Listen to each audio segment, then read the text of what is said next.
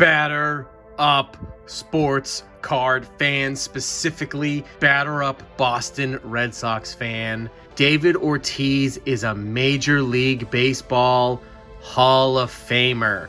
First ballot Hall of Fame for Big Papi, and I could not be more excited.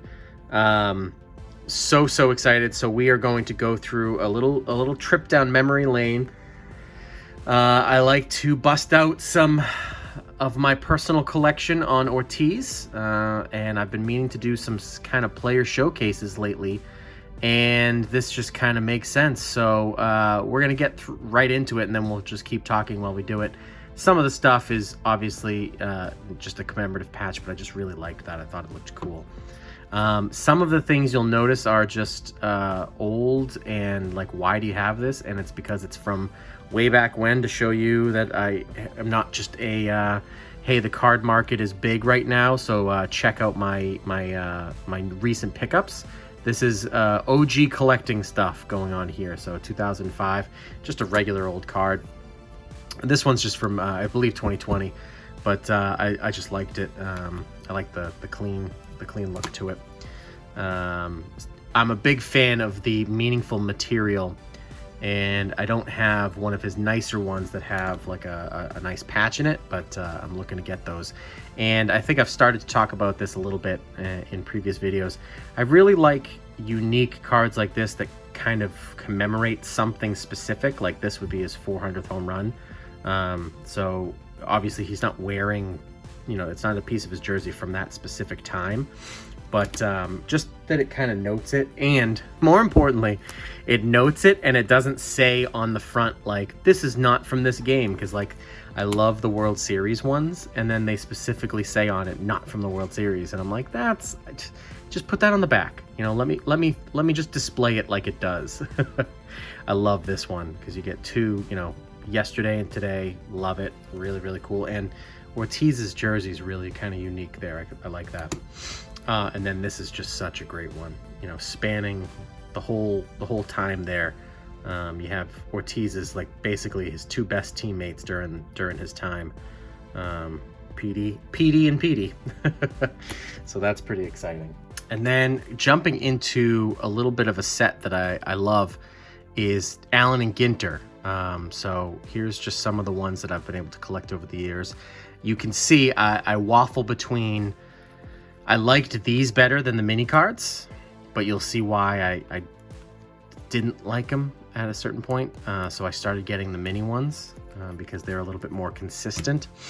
But I love these designs, and then I hate the one that came out, I believe it was 2020, where it was like offset and it looked like a weird little bottle cap. I don't like that one. So that kind of literally made me stop collecting that. But the reason why I collect those is because I love Diamond Kings from back in the day. These are some of my favorites. I have a ton of these, mostly all Hall of Famers, all Red Sox players, etc. But this is one of the great red border, numbered out of 200. And so it's kind of funny because it's numbered out of 200, but I like it because it's the red border for the Red Sox, obviously. And just a great Topps tribute.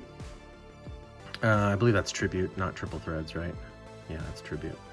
No, that is triple threads. And so just a great jumbo patch on that one. And so I was able to find the photo, if you saw my video from the Woburn Card Show pickups. This is the card that I was talking about that I had from back in the day.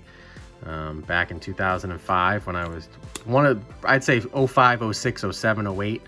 That was my heyday of collecting. And then of course I famously stopped in 2011, just shy of 2011 update.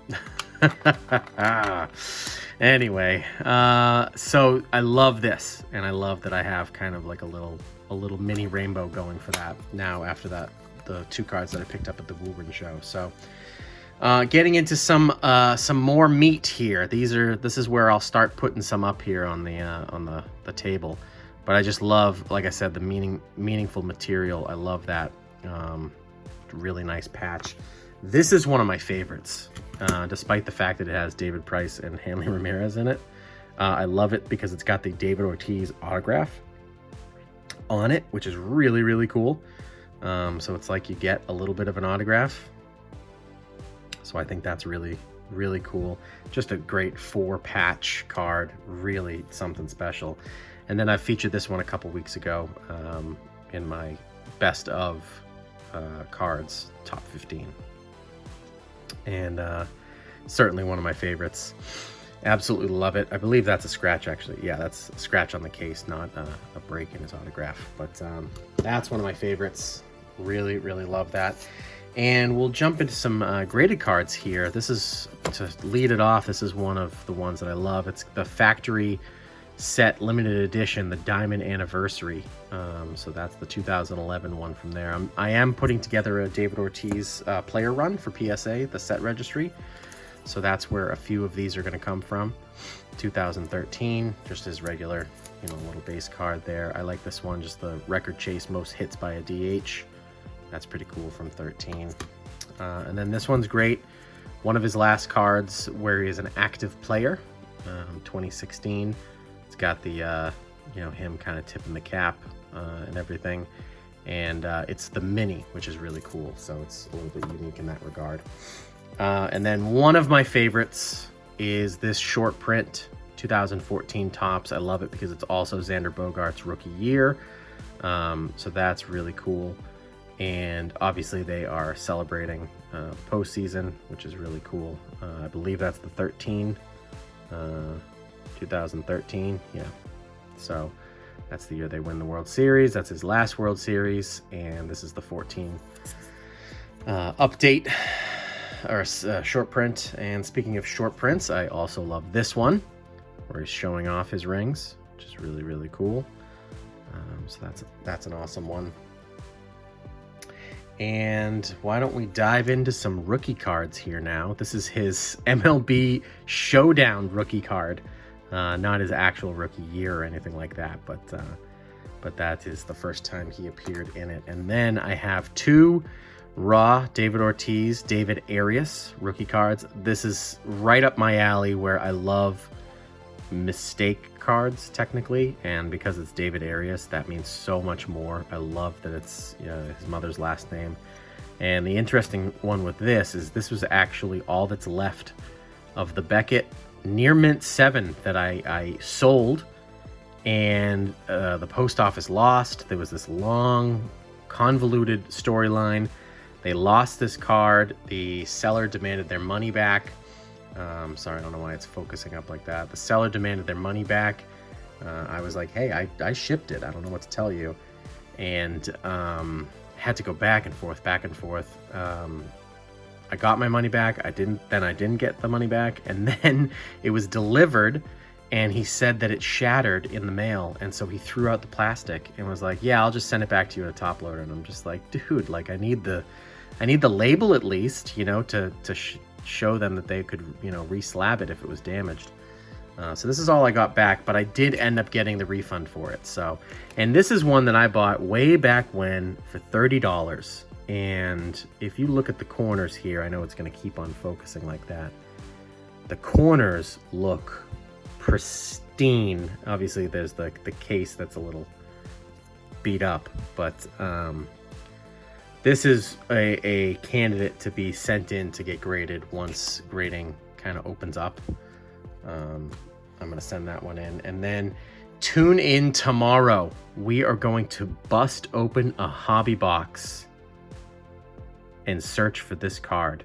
All right. So what a great one with Richie Sexson. So this is where everyone says, obviously, the Fleer 97 is his rookie card. And this is his top prospects cards, but this is his first Topps card, and it's also from 97. And what a rookie class in this. If you are unfamiliar, you're going to want to check out this video, because I think we're going to get some absolute bangers from not necessarily all Hall of Famers, but just a ton of people that are, if you watched baseball when I watched baseball, you're going to be like, whoa, like the Richie Sextons of the world. You loved people like him. He's not a Hall of Famer, but he was an absolute stud when he played. And then, of course, my prize item, my baby, the one that I love and the one that I hate to see when prices start skyrocketing. I hate to see it. because I don't ever want to sell this, but once they get up into the 4-figure mark, I go, oh man, gotta consider it. So it's one that I absolutely love, and picked it up cheap right before the huge boom. And yeah, it's something that I really love. And it helps that I have this card here that I think might be a 10 as well. You know, the only thing I haven't checked on is like centering and stuff like that, but that looks pretty similar. Oh, you know what? There's a little bit of there's a difference over here where that's got a little bit of the dark and this one doesn't. And that one's got more of a green screen. Oh boy, the centering might be off on this one. Who knows? Or PSA just doesn't care about centering, and so that's why. But on the back, the centering looks great, you know, so we'll see. But that would be my only way that I would feel comfortable selling that card, is if I knew I had that weight in the wings. So that's going to do it for the David Ortiz video collection. Congratulations on being the Hall of Famer, one of the greatest DHs of our time and in history, and someone who could give Mr. October a run for his money on that nickname. It's been wonderful to collect him. I hope that he continues to live a good life and doesn't stir up any trouble anywhere where he's from. That's the only thing that makes me worried about someone like him. But he's been an absolute legend in Boston, and someone I love to collect. So that is my David Ortiz MLB Hall of Fame collection, and I'm so happy to say that, first ballot Hall of Famer. So congratulations. And make sure you like the video, subscribe to the channel, click the little bell icon so that you don't miss tomorrow. This is going to be a fun break. I've been sitting on that hobby box for this day, just waiting. So I'm very excited to be able to pull that, rip through that tomorrow.